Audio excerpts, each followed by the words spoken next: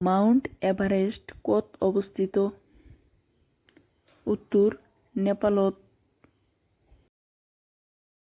বতাহৰ চাপ জোখা যন্ত্ৰবিধৰ নাম কি?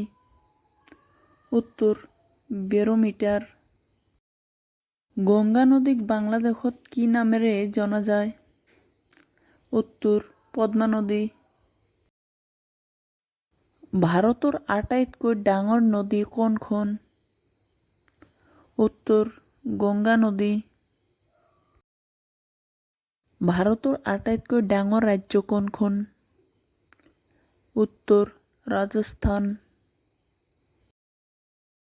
2022 চনৰ মতে অসমৰ মুঠ জিলা কেইখন?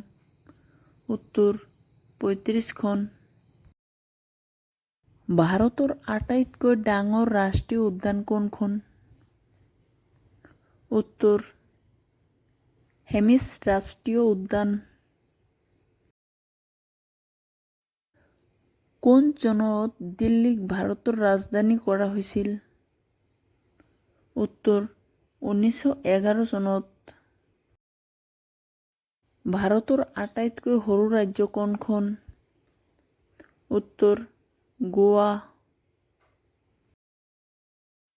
ভাৰতৰ প্ৰথম ৰাষ্ট্ৰপতি কোন আছিল? উত্তৰ ডক্টৰ ৰাজেন্দ্ৰ প্ৰসাদ। ভাৰতৰ সংবিধানে কিমানটা ভাষা স্বীকৃতি দিয়ে? উত্তৰ 22টা ভাষা।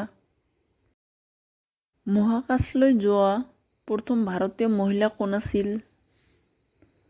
উত্তৰ কল্পনা চাওলা। ভাৰতৰ প্ৰথম মহিলা প্ৰধানমন্ত্ৰী কোন আছিল?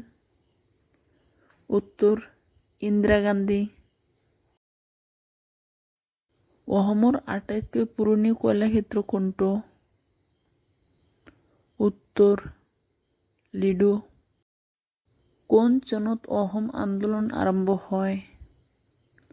উত্তৰ 1979 চনত। প্ৰথম অসমীয়া চলচ্চিত্ৰৰ অভিনেত্ৰী কোন আছিল? উত্তৰ আইদেউ সন্দিকৈ। অসমৰ কোন ঠাইত আৰক্ষী প্ৰশিক্ষণ কেন্দ্ৰ আছে? উত্তৰ দেৰগাঁৱত আৰক্ষী প্ৰশিক্ষণ কেন্দ্ৰ আছে। হিমন্ত বিশ্ব শৰ্মা হৈছে অসমৰ ডেৰতম মুখ্যমন্ত্ৰী? উত্তৰ হিমন্ত বিশ্ব শৰ্মা হৈছে অসমৰ 15তম মুখ্যমন্ত্ৰী। বিশ্বৰ প্ৰথম মহাকাশ পৰ্যটক কোন আছিল? উত্তৰ দানিছ টিটো। প্ৰথমখন অসমীয়া শিশু আলোচনী কি আছিল? উত্তৰ ল'ৰা বন্ধু।